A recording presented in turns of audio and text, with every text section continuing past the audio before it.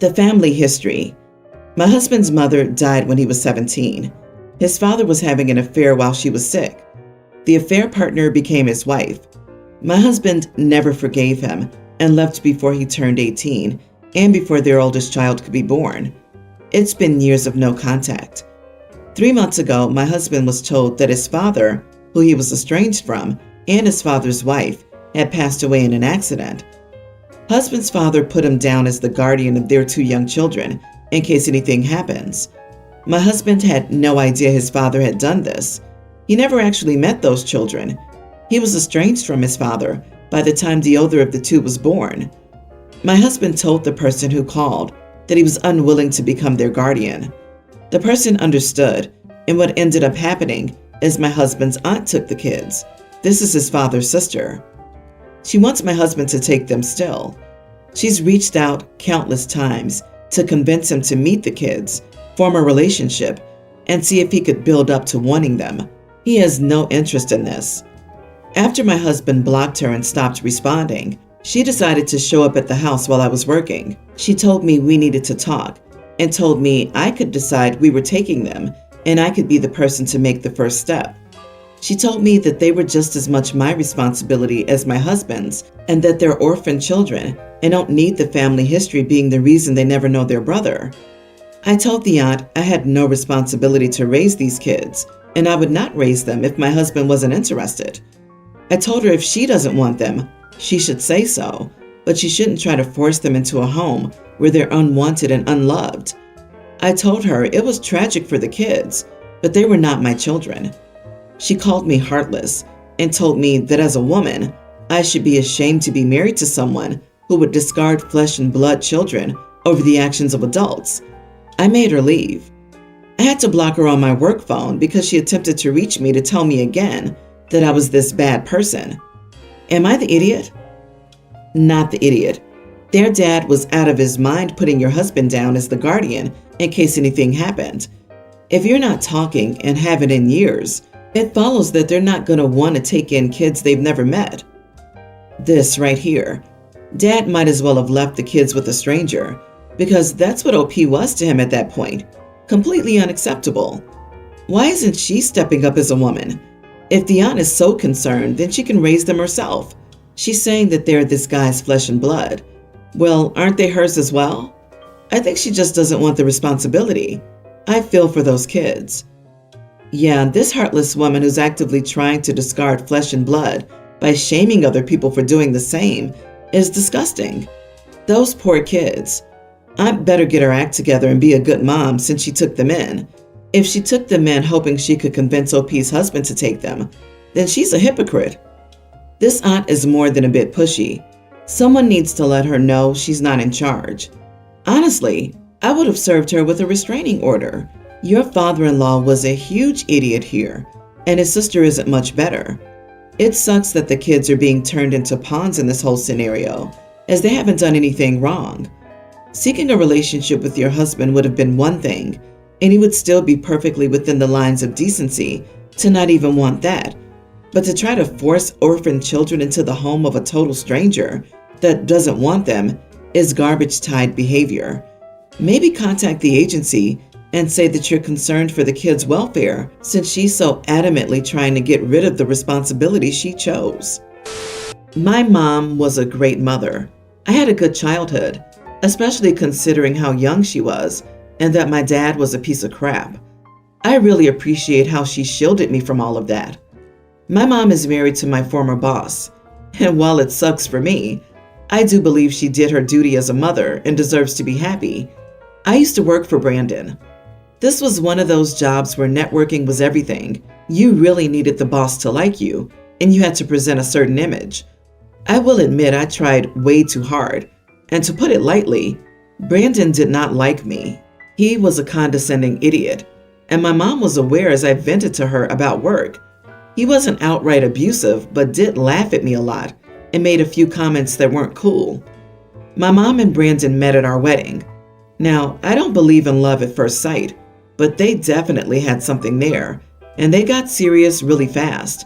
And I have to say, he makes her really happy, and she's never seemed truly happy before. I hate being around him. I wish this never happened, but I'm pleased for them. My wife thinks my mom is a bad mother for putting herself first. Recently, my very young son asked why we don't see my mom as much as my in-laws, about once a month versus once or twice a week. My wife said that while my in-laws were the best parents, my mom was bad because she married Brandon, who had not been nice to me, and we didn't spend much time with her because she was selfish. I was furious and told my son that that was not true. I said we don't spend time together because my mom has a busier life and because mother-in-law doesn't work, so they sometimes go over during the day. I said it was wrong of my wife to say that and that my mom was great. My wife told our son I was wrong and that a good mom would not have married someone like that. I snapped and told my son not to listen to his mother, and she just didn't like my mom. I said that women with adult kids should put themselves first, and maybe it isn't healthy how much we see mother-in-law, but my mom is a great person, and I won't hear anything more about it. When my son went to play, my wife confronted me and said I undermined her and acted like a mama's boy. She said I shouldn't have raised my voice.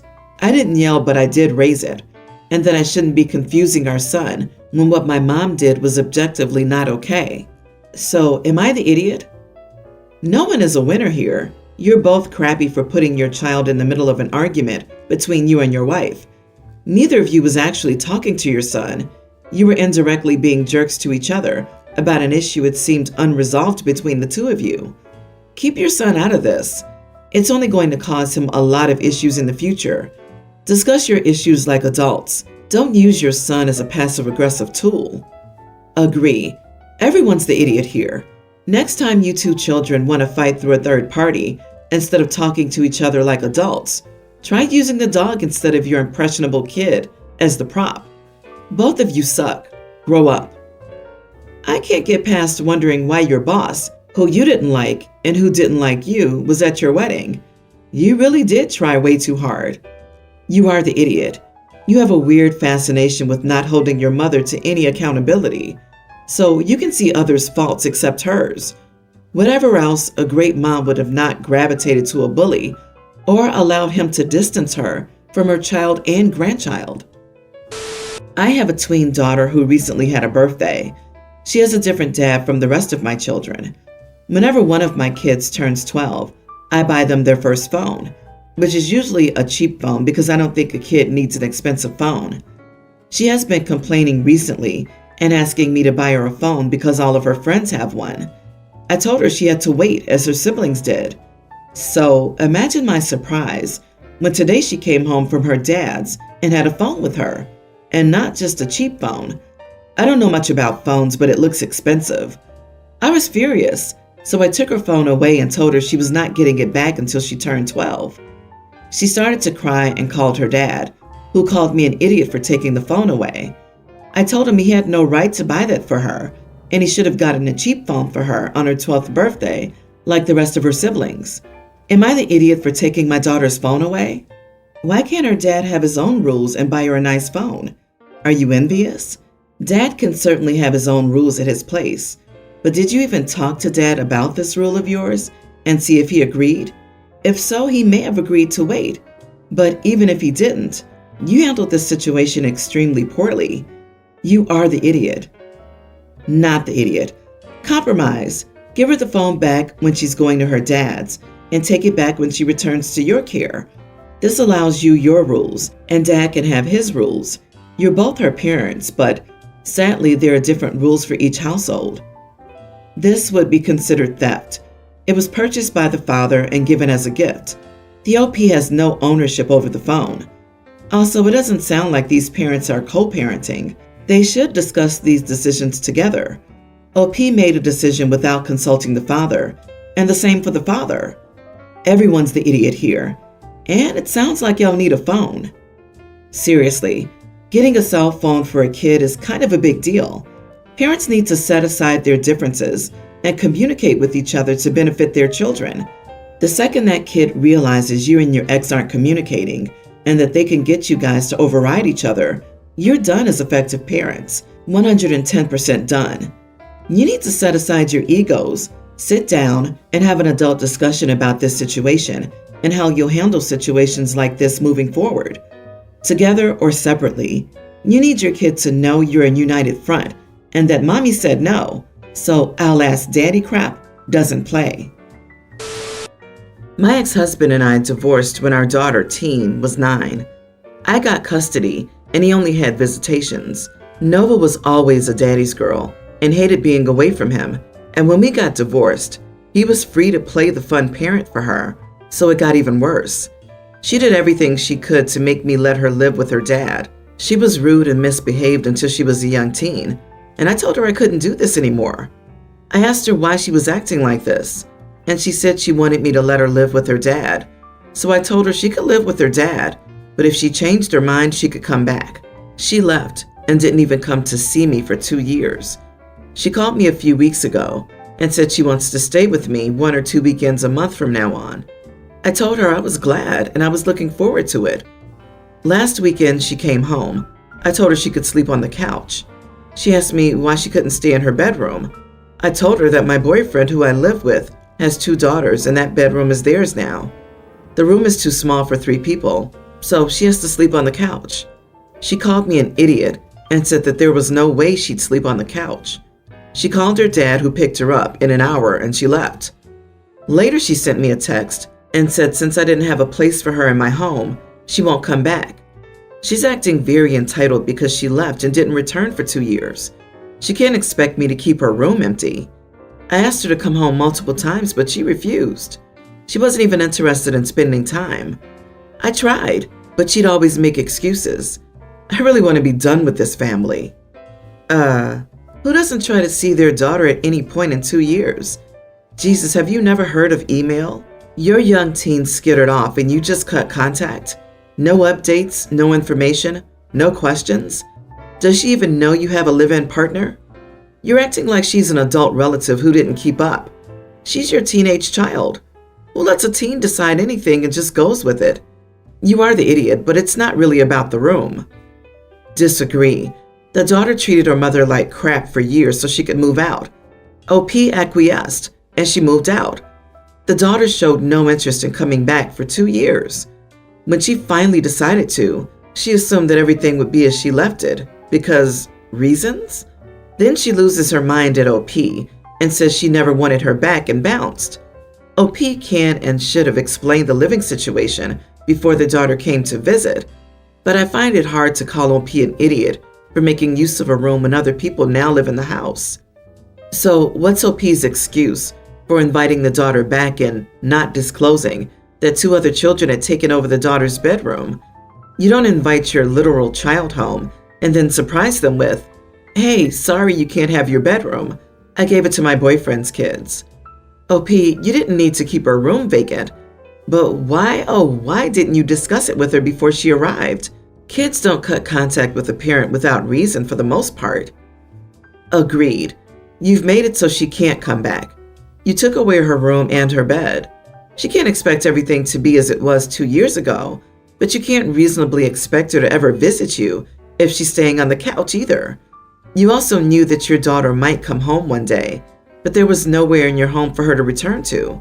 So you made it not her home anymore. Now she won't come back. You chose your stepdaughters over her. She won't forget this. I'm nearly adult female, the oldest of 4.